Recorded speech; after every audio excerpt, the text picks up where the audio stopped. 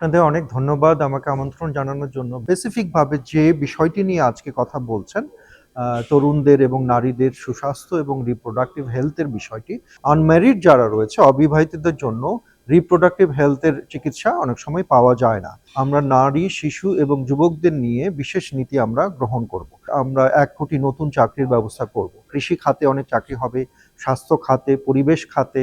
এমন একটি সোসাইটি আমরা গড়ে তুলব, এমন একটি সমাজ আমরা গড়ে তুলব যে সমাজে তারা অবাধে বিচরণ করতে পারবে। নীতিগত শিক্ষা এবং স্বাস্থ্যগত শিক্ষা, সেই শিক্ষা নিয়ে কিন্তু আমরা কারিকুলামে একটি বিশেষ ব্যবস্থা রাখব। পুরো দেশের জন্য আমরা একটি করে হেলথ কার্ডের ব্যবস্থা করছি, যে হেলথ কার্ডের মাধ্যমে আমাদের সমস্ত স্বাস্থ্যসেবা একটি ইউনিভার্সাল একটা আমব্রেলার মধ্যে আসবে। স্বাস্থ্যের ইন্স্যুরেন্সের কথা চিন্তা করছি এবং আমরা পুরো মেডিকেল সেক্টরকে একটু ঢেলে সাজানোর পরিকল্পনা করছি।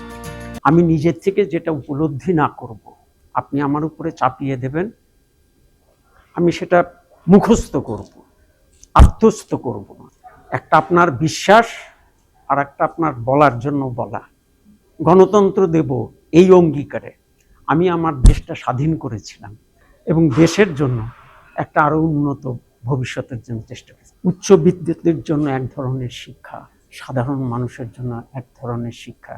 প্রাইমারি স্কুলে গিয়েছিলাম, তো শিক্ষিকাদের জিজ্ঞাসা করলাম তোমাদের ছাত্রছাত্রী কয়জন, তো বললো যে 130 জন। তো আমি চমকে উঠলাম।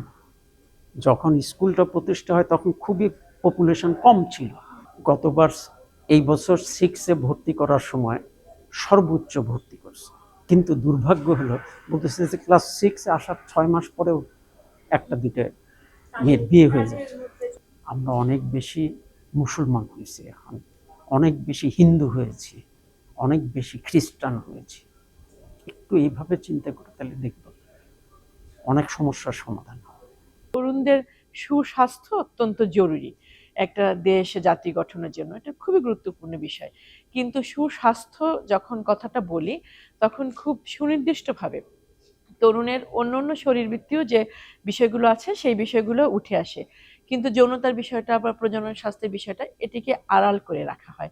ডায়রিয়ার বিরুদ্ধে সচেতনতাটা যত সহজভাবে মানুষ নিচ্ছে এবং এটাকে একটা সামাজিক সমস্যা বা তরুণদের একটা স্বাস্থ্যগত সমস্যা হিসেবে নিচ্ছে, প্রজনন স্বাস্থ্যটাকে বা যৌনতার বিষয়টাকে একদম প্রত্যেকের ব্যক্তিগত বিষয়, বিশেষ করে নারীর ব্যক্তিগত বিষয় হিসেবে দেখানো হচ্ছে। সমাজের প্রতি তার নেতিবাচক প্রভাবটা বা রাষ্ট্র জাতি গঠনে তার নেতিবাচক প্রভাবটাকে যে তুলে ধরার যে একটা প্রক্রিয়া, এই প্রক্রিয়ার সাথে আমাদেরকে একত্রিত হতে হবে। প্রচলিত যে দৃষ্টিভঙ্গিটা সেটাকে পরিবর্তন করে এই সমস্যাটাকে মূল সমস্যা ধরে বা এই সমস্যাটা একটি প্রকাশিত হওয়ার মতো সমস্যা, এই বিবেচনাটা যদি আমরা না আনি তাহলে আসলে এই সমস্যাটা সমাধান হবে। কিশোর কিশোরীদের যে যৌন এবং প্রজনন স্বাস্থ্য এবং অধিকার, এই বিষয়টা খুবই গুরুত্বপূর্ণ। সুস্বাস্থ্যের বাংলাদেশ প্রতিষ্ঠিত করতে চাই, ফলে এই জিনিসটাতে গুরুত্ব দিতেই হবে। সকল শ্রেণী পেশা লিঙ্গ বৈষম্য যেগুলো আছে সেগুলো দূরীকরণের জন্য একই সাথে তরুণ এবং নারীদের কে নিয়ে একটি সুস্বাস্থ্য গণতান্ত্রিক বাংলাদেশ প্রতিষ্ঠার জন্য অঙ্গীকারবদ্ধ। শিক্ষাটাকে অধিকতর গুরুত্ব দিই, কারণ হচ্ছে আমাদের কৃষির জন্য শিক্ষা দরকার আছে, চিকিৎসার জন্য শিক্ষা দরকার আছে, এবং দেশের গণতন্ত্র প্রতিষ্ঠা করতে হলে অবশ্যই শিক্ষার দরকার আছে। সমাজে নৈতিকতা তৈরি করা বলেন, আইনের সমান ব্যবহার বা সমান সুযোগের কথা বলেন, বাংলাদেশে একটা বৈষম্যহীন শিক্ষা ব্যবস্থার দাবি আমরা দীর্ঘদিন থেকে করে আসছি। আমি নিজে 12 বছর ধরে ছাত্র সংগঠনের সাথে যুক্ত ছিলাম। বিভিন্ন ধারার বহু ধারার বৈষম্যমূলক একটা শিক্ষা ব্যবস্থা জারি আছে। আমরা যদি গণসংহতি আন্দোলন ক্ষমতায় যাই, অবশ্যই এই বহু ধারার পরিবর্তে একটা ইনক্লুসিভ শিক্ষা ব্যবস্থা আমরা প্রতিষ্ঠা করব। তরুণদের জন্য বিশেষ করে এখানে এসে আমি অনেকগুলো তথ্যও পেলাম যে আসলে তরুণদেরকে যদি আমরা সুন্দর করে গড়ে তুলতে পারি, এটাই অ্যাকচুয়ালি আমরা যেটা বলছিলাম যে নতুন বাংলাদেশ গড়তে চাই, একদম মৌলিক জায়গা থেকে যদি আমরা তরুণদেরকে গড়ে না তুলি তাহলে সেটা সম্ভব না। এটা হচ্ছে এক ধরনের একটা সলিউশন বেসড প্রপোজিশন। তরুণদের ভাবনাগত সমস্যাগুলো কোথায় হচ্ছে, তাদের স্বাস্থ্য সচেতনতার ব্যাপারটা, তাদের যৌন স্বাস্থ্যের বিষয়টা, তাদের যে ফ্যাসিলিটিগুলো আমাদের এখানে যে ল্যাবসগুলো আছে সেগুলোর ব্যাপারে।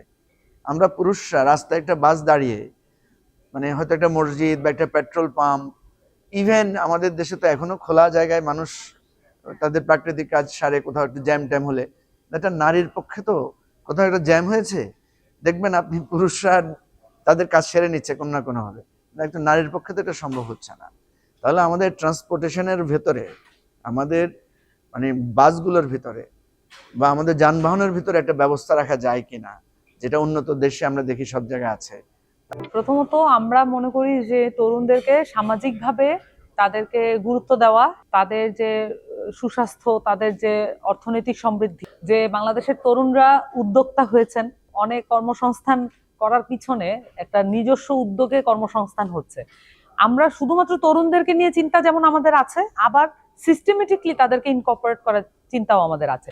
আমাদের যুব শক্তি, যেটা আমাদের যে যুব সংগঠন, সেটাকে দেখবেন যে আমরা একটু অন্যভাবে ফ্রেমিং করার চেষ্টা করছি। পেশাজীবীদের জায়গা থেকে অবশ্যই তরুণদেরকে জব অপরচুনিটিতে এগিয়ে রাখা, যাতে করে কর্মসংস্থানের যে গ্যাপটা তৈরি হয় এই গ্যাপটা কমিয়ে আনা যায়।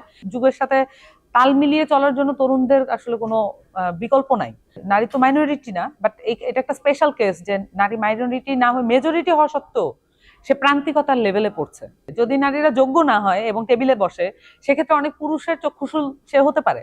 সামাজিক পরিবর্তনের উপরে আপা কোনো কিছুই আসলে স্থায়ী হবে না। সামাজিক পরিবর্তনটা সবচেয়ে বেশি গুরুত্বপূর্ণ। আমাদের পিছিয়ে পড়া জনগোষ্ঠী এবং আমরা একটা অন্তর্ভুক্তিমূলক সমাজ চাই, একটা অন্তর্ভুক্তিমূলক রাষ্ট্রীয় কাঠামো চাই। আমরা মনে করি এই দেশের তরুণ সমাজ, যেটি আপনারা বলেছেন যে 29 বছর পর্যন্ত যে তরুণদের যে সংখ্যার কথা বলেছেন, তাদেরকে আমাদের উৎপাদন, উন্নয়ন, বন্টন এবং তার নীতি নির্ধারণের পর্যায়ে তাদের যদি অন্তর্ভুক্ত করা না যায়, তাহলে আমাদের রাষ্ট্র এগোবে না বা সমাজ এগোবে না। তরুণ সমাজের যে শক্তি, সেই শক্তিকে কাজে লাগাবার জন্য তাদের যেই ভূমিকা রাখবার জায়গা, সেই জায়গাটা নিশ্চিত করবার দরকার। সমস্ত অন্যায়ের বিরুদ্ধে লড়াই করবার জন্য তাদেরকে দরকার হয়, কিন্তু সেই তরুণদেরকে আমার রাষ্ট্রীয় কাঠামোয় আমি অন্তর্ভুক্ত করছি না। আমরা মনে করছি এটি একটা গুরুত্বপূর্ণ বিষয়।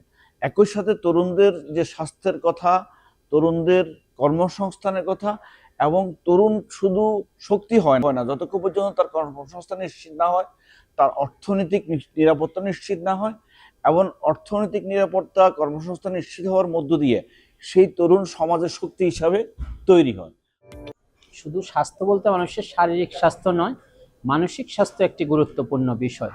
যুব সমাজ, তরুণ সমাজ প্রায় একটি ন্যায্য, স্বচ্ছ এবং অংশগ্রহণমূলক সমাজ নিশ্চিত করতে চায়। যৌন স্বাস্থ্য এবং প্রজনন স্বাস্থ্যের কথা বলছেন, এগুলো কিন্তু আমরা প্রাত্যহিক একটা সমস্যা, যেটা নিয়ে আমরা প্রতিনিয়ত মাঠে কাজ করছি। যুবকরা মানুষকে, রাষ্ট্রকে যে পরিমাণ দেওয়ার কথা, তার এই সুবর্ণ সময়ে, সোনালী সময়ে আজকে সে রাষ্ট্র থেকে ওই ধরনের প্রণোদনা না পেয়ে, রাষ্ট্রেতে চাকরির সুব্যবস্থা না থাকার কারণে আজকে কিন্তু যুবকরা নানানভাবে নানা দিকে ধাবিত হচ্ছে। টাকা আছে বলে আপনি টাকা দিয়ে শিক্ষা কিনবেন, আর আপনার টাকা নেই বলে আপনি শিক্ষা পাচ্ছেন না। একটা রাষ্ট্র এভাবে চলতে পারে না। রাষ্ট্র যেহেতু এই দেশের জনগণের, এই দেশের প্রত্যেকটি নাগরিকের, শিক্ষাটাও প্রত্যেকটি নাগরিকের তার হলো সাংবিধানিক অধিকার। তো আমরা চাই রাষ্ট্র যেমন সবার, শিক্ষাটাও সবার। আমরা এইভাবে, এবং টাকা দিয়ে শিক্ষা নয়, এই শিক্ষা আমরা আমাদের অধিকার দিয়ে চাই। যে জায়গাগুলো আসলে আমাদের সোসাইটিতে খুবই একটা অবহেলিত অবস্থায় থাকে এবং আমরা এই জায়গাটাকে সবসময় এড়িয়ে যাই, সেটা হয়তো সামাজিক ট্যাবু অথবা আমাদের ভিতরে এক ধরনের সংকোচ কাজ করে, যেটার জন্য আমরা এই কাজটা করি। কিন্তু এটা জীবনের একটা আসলে ওতপ্রোত একটা ব্যাপার, এটাকে এড়িয়ে আসলে জীবন চলে না। এবং আমার যে দল রাষ্ট্র সংস্কার আন্দোলন, সেখান থেকে আমি বলতে চাই যে নাগরিক উদ্যোগ আজকে যেই দাবিগুলো তুলেছেন, সেগুলোর সাথে আমার দল থেকে আমরা সবাই একমত, কারণ এগুলো খুবই যুগোপযোগী দাবি। এবং আমরা আমাদের যে নির্বাচনী ইশতেহার, সেগুলোতে আমরা অবশ্যই এগুলো ইনক্লুড করব। পাশাপাশি আমি আরেকটা কথা বলতে চাই যে আমাদের দলের মধ্যে আমরা একটা নতুন একটা পদও তৈরি করেছি, যেটা হচ্ছে স্বাস্থ্য সংক্রান্ত। তো সেই জায়গাটাতেও আমরা ইনক্লুড করব এবং আমার দলের পক্ষ থেকে আমরা পুরোপুরি এটাকে এগিয়ে নিয়ে যাওয়ার চেষ্টা করব। ধন্যবাদ।